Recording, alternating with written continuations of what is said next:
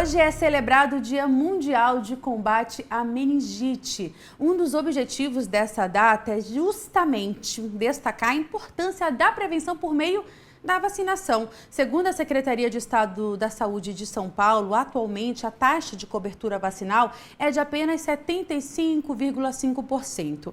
E dados do Departamento Regional de Saúde, formado por 42 cidades, revelam ainda que até outubro do ano passado, as regiões da região de Campinas, na verdade, as cidades, que fazem parte da região de Campinas, essas cidades registraram 296 casos da doença com 29 óbitos. Sobre os tipos mais comuns da doença, sintomas e tratamentos, eu vou conversar a partir de agora com uma especialista. Já vou chamar aqui a doutora Lívia Franco, ela é pediatra e vai tirar todas as dúvidas aqui que eu tenho e também você aí de casa, porque você pode participar com a gente mandando a sua dúvida. Estou aqui com o celular na mão para repassar tudo para a doutora. Muito bom dia e obrigada pela sua presença aqui no Edição Manhã.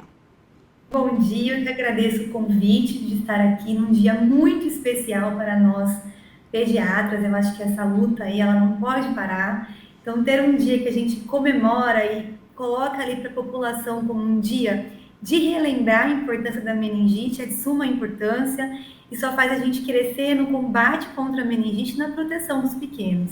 Com certeza, doutora. E vamos começar falando, então, quais são os tipos mais comuns da doença? Tem vários tipos, é isso? Tem vários tipos. Antigamente, a gente tinha como tipo mais prevalente, mais comum de se encontrar, as meningites virais, que são os quadros menos graves de meningite. Porém, a gente tem visto crescer drasticamente o número de meningites bacterianas. E aí, dentre as bactérias, a gente tem vários tipos de bactérias capazes de causar a meningite e a sua gravidade varia um pouco. Temos também as meningites que são fúngicas, tuberculosas, que são mais raras também. Dentre as bactérias, o que mais nos preocupa são as bactérias que são meningococos, que elas podem causar uma doença chamada meningococcemia, que é a disseminação da bactéria pelo corpo todo, e consequentemente um desfecho muito trágico. A gente vê muitos óbitos por esses quadros. Então, a gente tem vários tipos de meningite, por isso que a gente ouve falar de alguns sobreviventes da meningite e outras histórias tão infelizes, com finais tão trágicos, não são tão bem assim, pela etiologia que é diferente. Doutora, e diante de tantos tipos diferentes, dessa doença, a gente pode, de alguma forma, listar quais as principais causas que levam uma pessoa, uma criança, a ter a doença? Sim. A gente tem a transmissão dessas bactérias geralmente através das gotículas, secreções respiratórias. Então, uma pessoa pode ser portadora assintomática e distribuir a doença para uma pessoa ou para outra. Por isso, a gente fala sobre a higiene adequada, sempre a lavagem de mãos adequada. Se você estiver doente, evitar o contato com as crianças, por causa dessa transmissão. E quando a gente pensa nos casos virais, a gente também fala de transmissão fecal-oral. Então, das fezes contaminadas. Mais uma vez, a importância da higiene. Porém, o que mais vai nos ajudar a evitar essa transmissão é a vacinação em dia, porque é a maior proteção que a gente pode dar para os pequenos.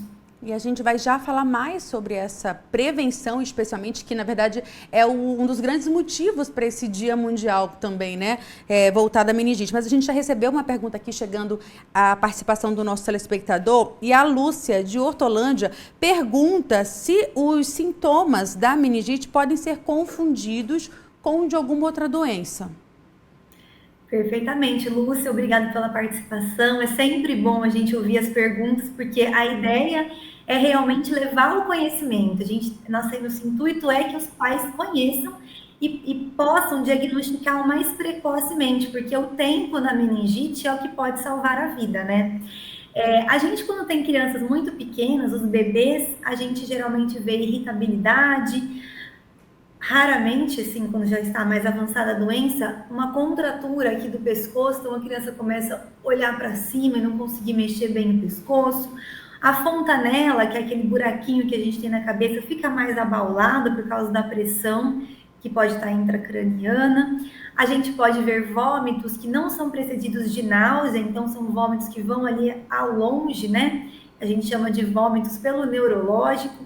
As crianças maiores, a gente pode ter um rebaixamento do nível de consciência, então sonolência, confusão mental, cefaleia é importante, né, que é a dor de cabeça, a febre, a gente pode ver manchas no corpo, que são petequias, aí uma dica legal para diferenciar se estamos diante de petequias ou de exantemas, que são outras lesões de pele vermelhinhas também, é a gente fazer uma digitopressão, então apertar um pouquinho com o dedo. Se não sumir essa lesão, é um caso de ter petequia mesmo, que a gente encontra na dengue, mas também na doença meningocócica. Então, você deve procurar um médico para fazer a avaliação.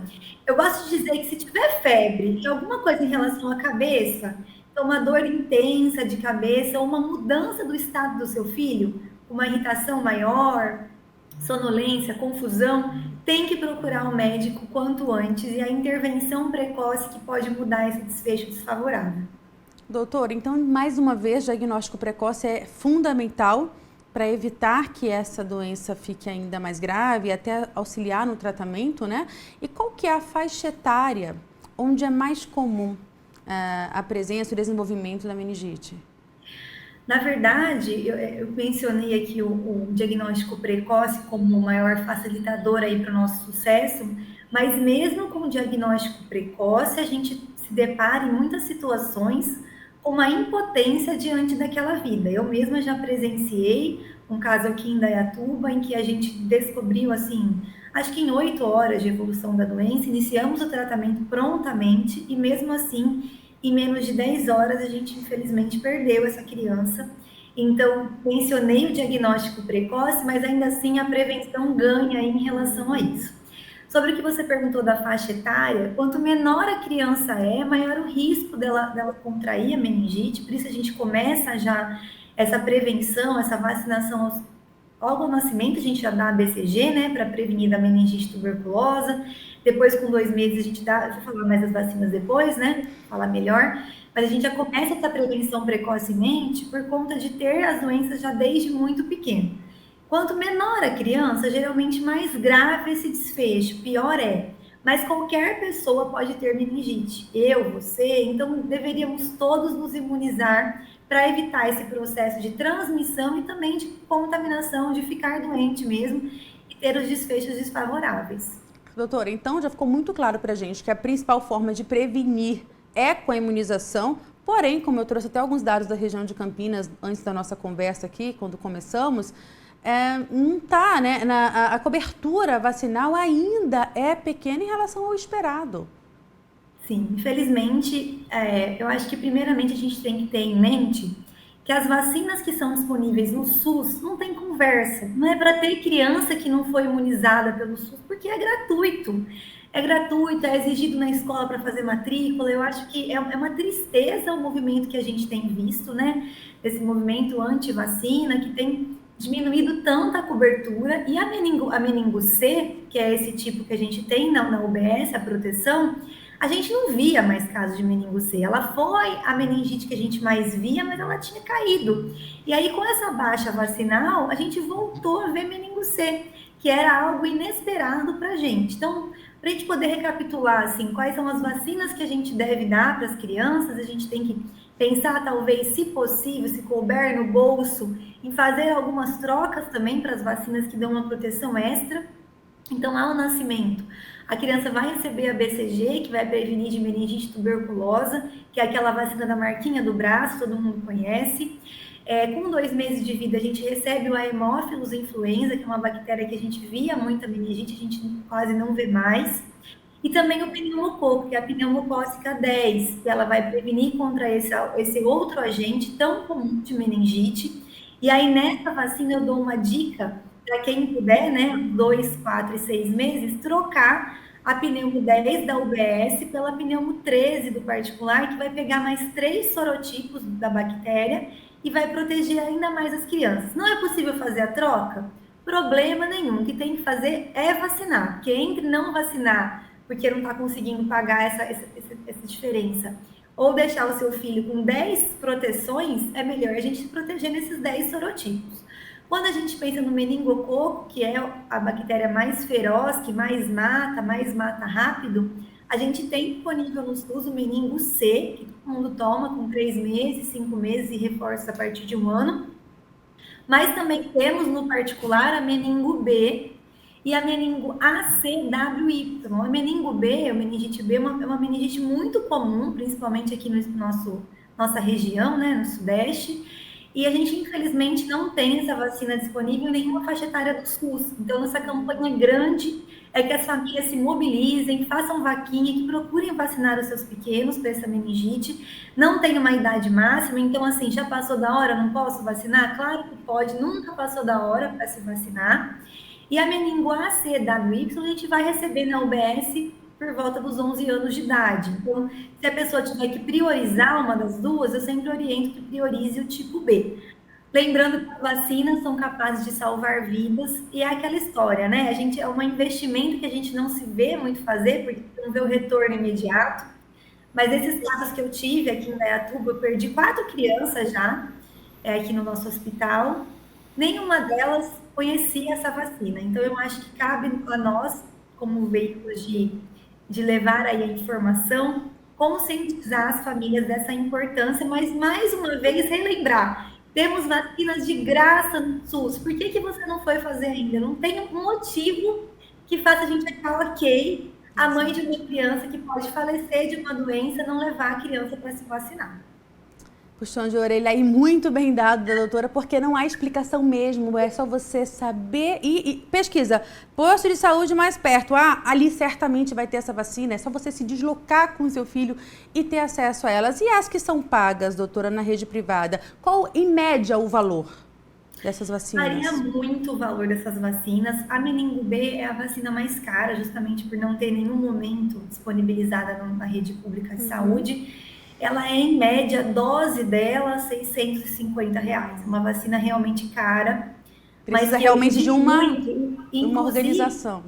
Desculpa. Precisa realmente de uma organização ali da família, né? Precisa. Uma organização, acho que desde a gestação. Eu gosto de falar muito com as mães no pré-natal pediátrico, para já orientar, olha, evita comprar um kit berço que você não vai usar, uma roupinha a mais, aí mais chique, que não precisa. E vai atrás da vacina, às vezes os avós se mobilizam e acabam se organizando com a família toda para presentear esse bebê que está nascendo. E as famílias com maior poder aquisitivo, eu costumo até orientar no pré-natal que quem vai cuidar da criança também tem essa vacina atualizada, porque essa vacina é relativamente nova, então os adultos não receberam, nem aqueles que podiam pagar, não existia, né, na nossa época de infância. Então, atualizar também dos contatos desse bebê que vai nascer, para evitar a contaminação. Certo, doutora. E só para a gente encerrar, então, complementando o que você já disse para a gente sobre a vacina, o José de Limeira pergunta se adultos precisam tomar a vacina contra a meningite também, ou ela é só para criança. E você acabou de falar que tem essa necessidade, né, inclusive, da gente dar aquela atualizada no nosso cartão de vacina também, os adultos. Sim, até os 50 anos é bem importante que essa vacina seja atualizada e, mais uma vez, reforçando que a gente não teve acesso a essa vacina. Então, eu conheço muitos adultos que vêm comigo, às vezes falam assim, não, doutora, mas eu tomei todas as meus pais me levavam no particular. A questão é que não existia essa vacina antes da meningo B. Então, a meningo B é bem importante, bem interessante que se faça. E as da UBS também, checar se foi feita na época certa e se não foi, procurar que seja feita. Porque quanto mais pessoas imunizadas, mais proteção a gente traz para as crianças. Tá certo. Muito obrigada, doutora Lívia Franco, pelas suas orientações, que com certeza aí, foi como um boom na cabeça de muitas pessoas. Obrigada. É importante a gente trazer isso à tona em um dia tão especial de conscientização sobre a meningite, uma doença grave que tira a vida precocemente de muitas crianças. Obrigada e um excelente dia, uma excelente semana para você. Eu que agradeço pelo convite, uma excelente semana para todos nós. Espero que todos estejamos imunizados, que a gente saia aí da cadeira de casa hoje para procurar maneiras de deixar as crianças mais protegidas. Um abraço para vocês. Um abraço, é isso, gente. Conversamos com a doutora Lívia Franco, que trouxe esse puxão de orelha mesmo para os pais, para os responsáveis, né? Por que é que você ainda não foi imunizar o seu filho, caso você ainda não tenha feito isso? E só lembrando, viu, gente, em Campinas, a Secretaria de Saúde informou que a vacina contra a meningite está disponível em todos os centros de saúde, não só em Campinas. Na sua cidade, certamente também tem grande parte delas. Algumas sim, só na rede privada, mas e as outras que estão ali disponíveis na rede pública? Faça isso, não negligencie a saúde do seu filho não, tá? E lembrando que você pode ver e rever essa entrevista e compartilhar, espalhar para todo mundo. Você encontra no nosso canal do YouTube, o endereço está aqui na tela para você. Basta colocar Rede Família lá na plataforma, já se inscreve e aí você vai ter acesso também, além das entrevistas, ao nosso conteúdo ao vivaço. Agora, por exemplo, a gente está lá no YouTube também. Caso você precise sair de casa, você pode nos acompanhar aí na palma da sua mão.